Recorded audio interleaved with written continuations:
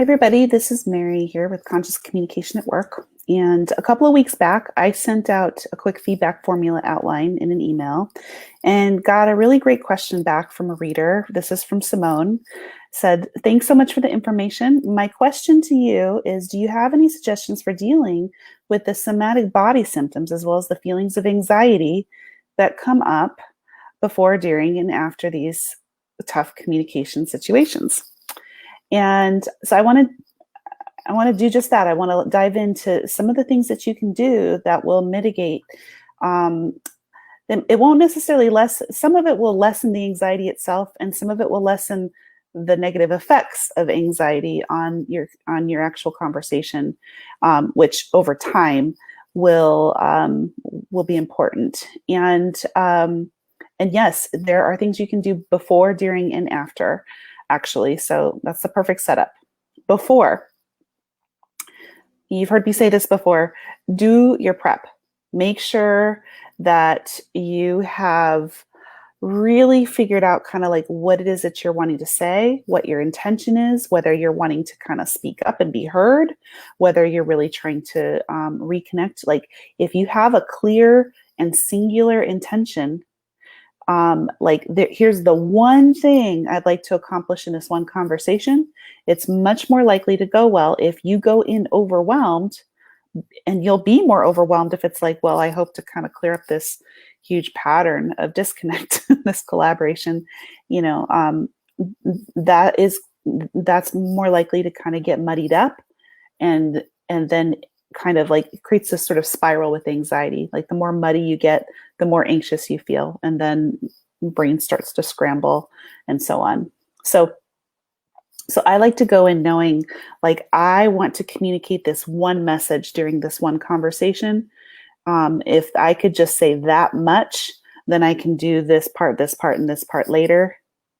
Or I just want to connect. I want to build trust, whatever my intention is. So doing the prep work in terms of intention, doing the prep work in terms of writing out, like what are my needs? What are their needs? Can I go in with those very tangible and concrete? If they're not a part of your foundation, moving into the conversation, you're very likely going to kind of like just start talking from a reactive space. It's going to be hard to like find them during. So do that ahead of time so that you're really clear, like, this is what I want to say. Like when your system feels prepared, it's a little bit better in terms of anxiety symptoms. But you asked about the somatic piece. And so you do want to make sure you're regulated going in, that you've done lots of breath work so that you feel settled and focused. So we've practiced a couple of different breath patterns on previous videos, but even just counting to 4 on the inhale and then counting 4 on the exhale, just doing that several times to kind of regulate the heart rate, to feel grounded. You want to stay in your body. You want to drink water, get hydrated. All of these things will be helpful. And certainly, even though you asked about anxiety in this one, Simone, if there's any part for any of you that has a little bit of fight energy that can come, like fight and flight can definitely go together. It's not just one or the other. People that have that agitation or fight energy oftentimes have fear underneath it. So you, in those cases, want to make sure that you have kind of vented to somebody ahead of time so that you don't end up just kind of like getting reactive to people in the flesh. Right? So during the conversation, I want you to go slow. I want you to use the breath to help you to go slow. Notice your feet on the floor every couple of minutes. Just like imagining like, okay, yeah, I can wiggle my toes. I can feel these feet. I am here. I am in my body. Little mini moments of mindfulness like that can make a big difference during. If you start to get too nervous, this may not work in every situation, but in like 90% of conversations, you can just name it. You can just say, yeah, I'm just, talking about this. I'm just noticing my heart's kind of racing a little right now. Let me take a breath. something like that. A lot of times people find that kind of vulnerability, like I said, really, really compelling, and they kind of soften. That's the typical response.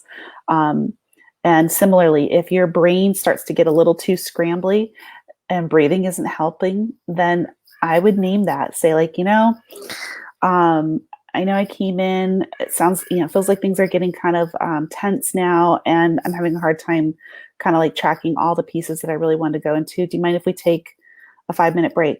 Or, we're getting close to the end of our 10-minute window that we had. Let me just pause here. Okay, if I circle back around with this again later. People are usually also pretty forgiving in that sense. So ask for those kinds of things. When your system knows that like it doesn't have to be amazing and perfect in the middle, and you can just kind of name what's true and be transparent in sort of these little ways, even that actually by itself can kind of like relax the body. Like, okay, like I don't have to not be anxious in order for this to be an effective conversation. Like that right there will make the anxiety level go down. So after, believe it or not, this is perhaps one of the more crucial steps. And it may sound silly because this isn't going to like change what happened in the conversation that's already over. But this is one for the long game. And so one, I want you to go back after a conversation, especially ones where you felt like you flopped or where you felt embarrassed or where you felt super anxious or insecure or whatever. And I want you to just do whatever you can to find 3 different things to celebrate about how you showed up or what you tried, even if they're tiny. 3 things. Well, I did do my prep work, or well, I did take 1 breath at the beginning. That was mindful, even if I forgot to do one, after that. Whatever it is, 3 celebrations. This helps to keep the negativity bias from just like kicking in full swing, to mix my metaphors. Because if you just go in and like judge yourself and judge yourself and judge yourself after every conversation, that's only going to cue up more anxiety for the next conversation. And it'll be right there waiting when it's time to do one again. If you work with something that's more self-compassionate, more gentle, that will also be there waiting for you next time. And it may not be much from any one conversation that matters. It's the accumulation over time that will start to make a big difference. It's a lot of work when there's anxiety, and most of us that have anxiety know that that there's no quick fixes, right? The third thing, and this sort of ties into the other 2, the third thing to do after is something that we call a post-rehearsal. And this, again, this isn't going to change anything about the conversation you just had, but a post-rehearsal, you go back and you say, here's what I wish I would have said. All right, so right there, that's when I felt like it went sideways. I wish I had responded by saying like, yeah, I do regret that. I'd like to take responsibility for that part. Rather than get defensive, or whatever it is that you wish you had said. Maybe what you wish you had said was, gosh, or what we should have done differently is spoken up. Like, oh, I just let that one go. They said that, and I didn't know how to speak to it skillfully. What I really wish I had said was like, that really doesn't match my experience. I'm surprised to hear you give me that feedback, because on my end, blah, blah, blah. Right. So a post-rehearsal like gets these new templates into your head. And over time, as you do that, you'll start to notice that they'll be more available for you in vivo. They'll just, I love it.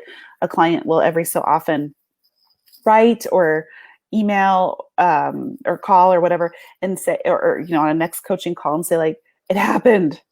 Like some of those things we practiced after the fact actually like suddenly showed up in the real conversation. And I thought to do this or that or the other when I in the past would have been quiet or whatever it is.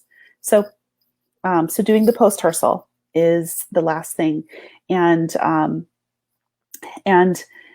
in that same vein, after the fact, regulating your heartbeat, bringing in the self-empathy, just to like calm the system, doing that as many times with as many touch points as you can is really the thing that the system needs to kind of reverse, do a U-turn from sort of like the opposite, more anxiety, more self-judgment, more anxiety, more self-judgment.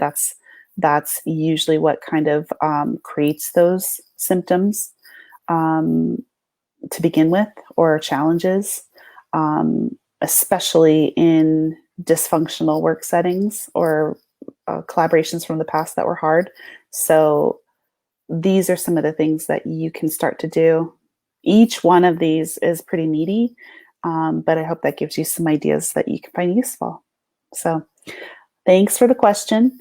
Love to hear any other follow-up questions that come from anybody around any of these points. And if you want more of this, please come get us in the Conscious Communication at Work group and find the videos we've got there. Thanks so much, everybody.